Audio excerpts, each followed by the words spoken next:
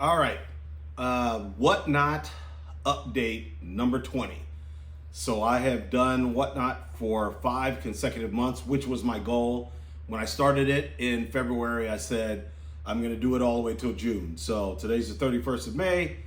Tomorrow's June. I've accomplished my goal. And so I'm going to talk about today's live stream, and then I'll give my, for what it's worth, my opinion of Whatnot, good, bad, and everything in between.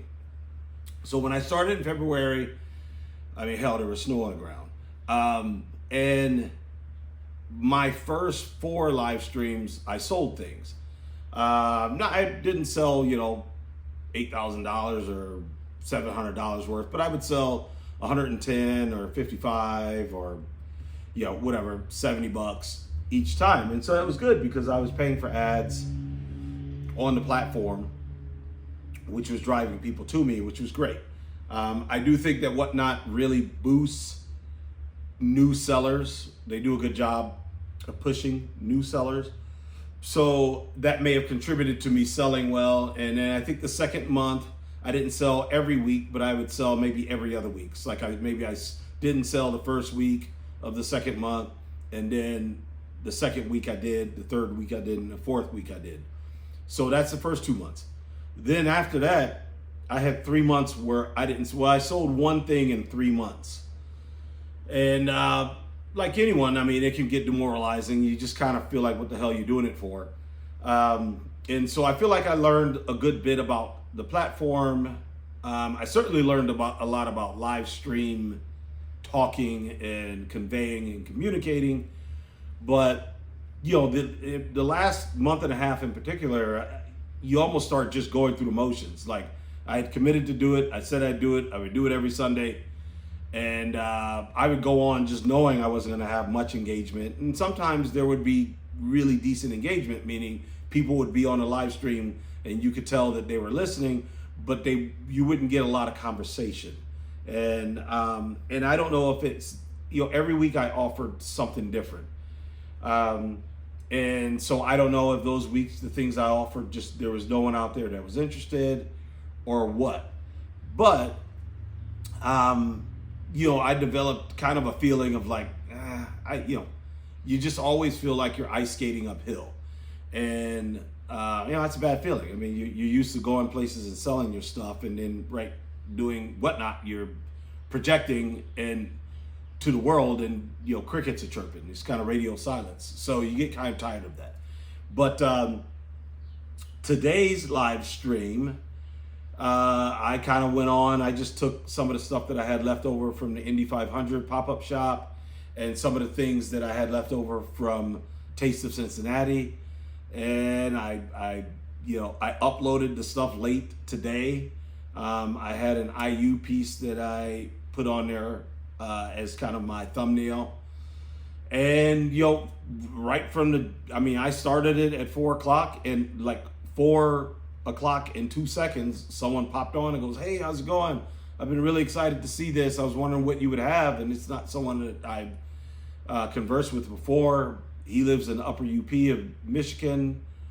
Told him that, that's someplace that me and my wife would love to retire someday. And, he wanted to see my Detroit stuff. So I showed him Detroit stuff. We talked, and someone else popped on and wanted to buy a Reggie Miller piece, and they ended up buying an IU piece, and then someone else popped on. And then all of a sudden, I've got 8 people on, and they're talking, and it's lively. And I was totally caught off guard, to be completely honest with you, because I'm so used to it just not being engaging like that at all. So I planned to do it for an hour. I did it for 33 minutes, sold a couple things, picked up more followers, and I thought, well, damn, what a great way to end my 5-month trial run experiment. I'm definitely ending it for sure, ending on a high note. And it's cool. I would not have expected it based on my last 2.5 months, 3 months of live streams, because I haven't sold anything. And they haven't been very robust with the engagement either. So here's my personal take on Whatnot. if you have an established product, say for instance, I have a good friend, Sanford, who's a very well-known comic book artist. If he did a variant of his book Bitterroot, and he was gonna do, say, 100 signed copies of this variant, maybe there's 1,000 copies, and he was gonna sell 100 of those copies, I'd go straight to Whatnot, and I would tell people you can get it on Whatnot. It's gonna go live at 4 o'clock, and once they're gone, they're gone. And it builds and feeds into the fervor of it because it makes it that much more exclusive to get. Gary Vee, who's kind of an influencer in the area of social media marketing, is a big proponent of Whatnot, but he's got millions of followers. And I don't know if you're starting from scratch. I don't know if it's worth it for the amount of effort you have to put into it to gain the type of traction to make it worth your while to do it every day. My friend Jess from Reclaim Rethread, I think she did pretty good when she did it, but it's like, if you can live stream on Instagram or go to Facebook Marketplace and do a live stream, you cut out the middleman. Like, why would you even have to use Whatnot for that? Another thing about the platform is a lot of people say you should market your Whatnot live streams on other platforms. Well, I didn't do that because why should I leverage my followers on Instagram or followers on Facebook or TikTok or whatever? Why should I leverage them for the Whatnot platform? Like, why do I need Whatnot if I need to drag people from other platforms onto Whatnot? Why don't I could just sell to them on that platform that they're already my followers on. And it just never sat well with me. I think a big issue, my opinion, the shipping is a pain in the ass. eBay, if you sell something on eBay, you can ship through eBay or you can ship on your own. And the Whatnot, they ships through the post office. I think the post office stinks. Maybe if you're shipping jewelry or something small that's in an envelope, but if you ship anything that's in a box of any size, they're just not reliable. And that's not my old FedEx manager, vibe talking. I'm just saying from experience. Like, I ship UPS, I have a ShipStation account. I've never had an issue with one shipment, ever. When I shipped the Postal Service, I had probably a 18-20% issue rate with damage or not getting there on time or getting lost or whatever. So I think that's a problem too for the platform. I hope they rectify it some way, somehow. I know that the packages that I'm going to ship out, I'll ship out tomorrow. And I just know it's just a pain in the ass to go through their clunky process to ship. And so that's my thought on it. I think it is still more of a social media platform. The people that are on there really go on to Whatnot to really see what's going on and peruse the offerings that are out there, but they're entertained by the offerings. They're entertained by the characters and the people that are presenting their offerings. And so they peruse it the same way you scroll through TikTok or Instagram or whatever. It's just they're not getting news, they're getting products that are being sold, but that's kind of their entertainment value. So that's my thoughts on it from a bad side. The good side of it is I think that it is a long-term place. The people that are there because they want to be there. They don't want to be on TikTok. They don't want to be on Instagram. They don't want ads and stuff like that. They don't want stuff being pushed at them. They want to look at what they want to look at, and that's that.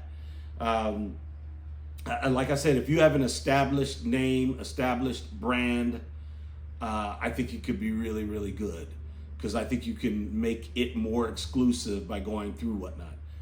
I think if you sell smaller items and knickknacks, and if you like thrift and Goodwill and stuff, and you have large quantities of small items, I sell art, and I don't know that their market is quite ready to purchase art. There are people that sell art, but they sell small things that they do real quick, and more niche-oriented things. And so, will I use it in the future? Yeah, I will. Am I doing a post and an update every week? Absolutely not. No, this is the last one of that. I think maybe when I finish something that I think is really special, for instance, the IU piece I did when they won a championship, and I sold IU stuff because of that. I'll probably go on and do something like that. But I just don't know that I would invest the time that would be required to build it to the point where you could make the kind of revenue that I need to be doing the stuff that I do. Like, I've got overhead, I've got costs, I got bills, money's going out every day, so I need money to come in. And I just don't personally feel that Whatnot, for me, can generate the kind of revenue that's necessary. And, I could never imagine being on Whatnot and selling, $5,000 worth of art, I just can't imagine selling 120 pieces of the stuff that I do. So I'm not trying to cast aspersion to the platform. I've heard plenty of people that do very, very well on it, and kudos to them, but it's my opinion, 5 months of trying it, happy to end on a high note, but